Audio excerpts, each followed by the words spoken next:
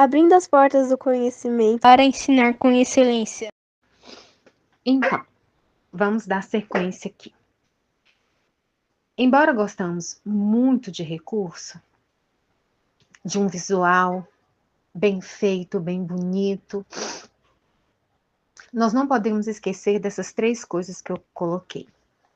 A oração, a Bíblia e você. Como eu disse aí, sim, você, evangelista de criança, é um recurso precioso nas mãos do Senhor. Quando você estiver com o tema, como nós sugerimos aqui hoje no Chuva de Ideias, a parábola do joio e do trigo, sempre que você for preparar a sua aula, ore. Ore e busque do Senhor direcionamento para tudo que você necessita fazer. Os louvores, os recursos, tudo que for necessário. Leia sempre que você estiver diante da sua turma, leia sempre o texto na Bíblia, ainda que eles sejam pequenininhos, mas leia para que você já crie aquele referencial na vida das crianças, para que ela comece a ter a palavra como referência. Não use o recurso somente. Leve, por mais lindo que seja, não use só o recurso, por mais lúdico que seja. Leia o texto na palavra e aí sim conte a história usando o recurso.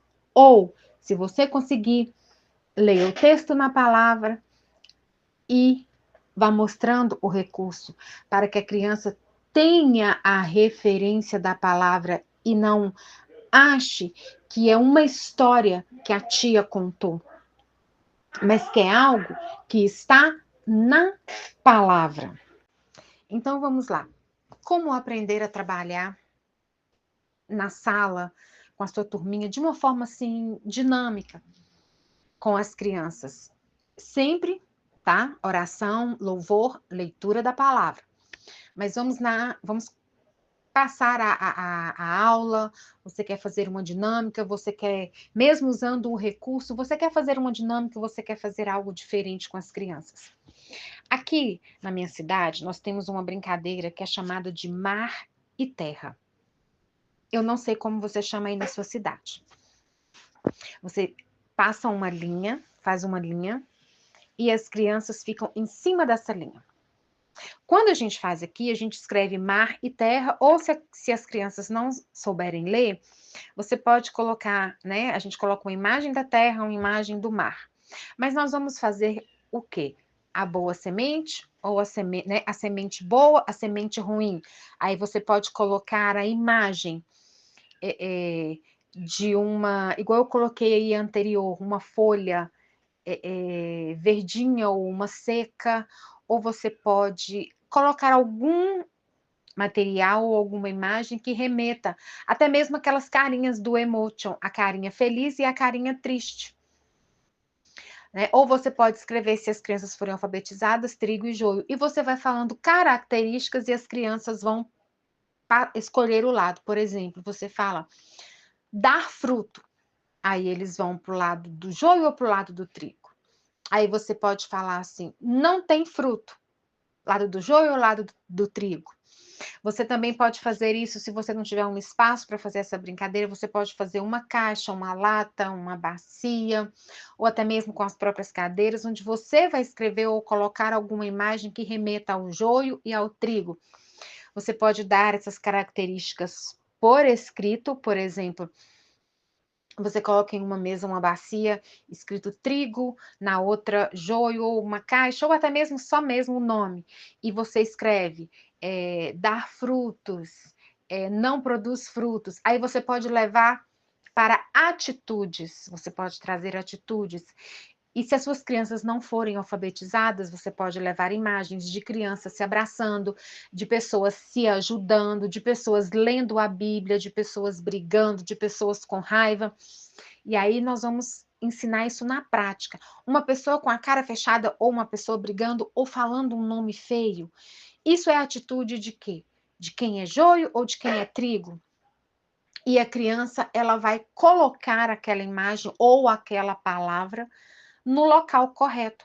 E aí ela vai aprender Nesse momento, você vai estar trabalhando ali com a criança e ela vai, naquele momento, você vai falar ou ela vai olhar para aquela imagem, tem duas pessoas se ajudando, ou tem uma pessoa orando ou lendo a Bíblia. Ela vai associar, isso é uma atitude de quem é bom ou de quem é ruim, de uma semente boa ou de uma semente ruim, do trigo ou do joio, e ela vai colocar aquilo no local correto. Estão me entendendo? E da mesma forma, ou apenas escrito. E aí cabe a você e a realidade da sua turminha. Mas é uma dica, é uma sugestão de como você pode trabalhar. Como eu disse, você, juntamente com a sua oração e com a Bíblia, são recursos preciosos para que você consiga comunicar o Evangelho a essas crianças e elas consigam compreender sempre, sempre, sempre, saindo de lá aprendendo a praticar.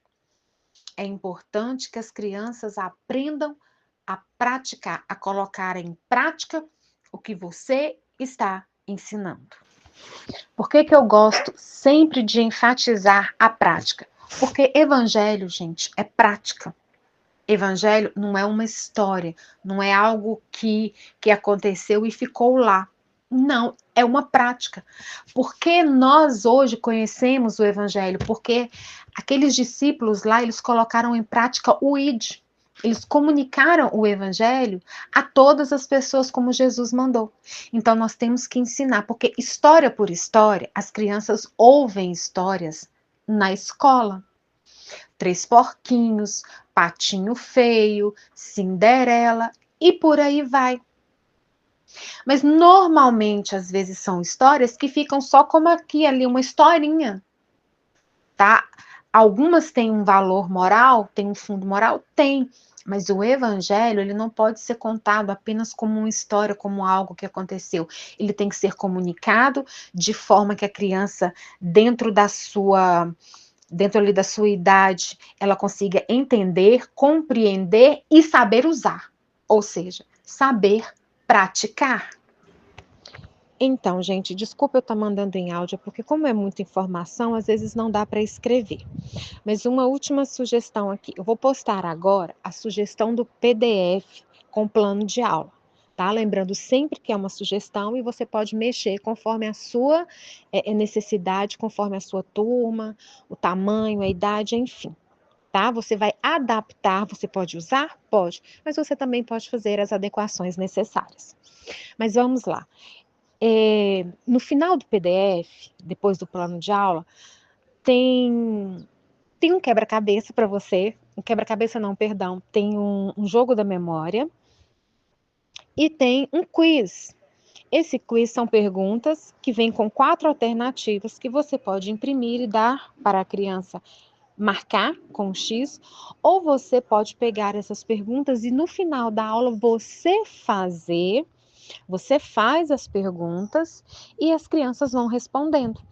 Você pode dividir a sala em turmas e fazer ali uma mini gincana, e ali você pode fazer o torta na cara, que todo mundo gosta de fazer, ou você pode simplesmente ali fazer as perguntas e cada equipe vai ganhando conforme for respondendo, conforme a sua necessidade, a sua criatividade, como você acha melhor, tá bom?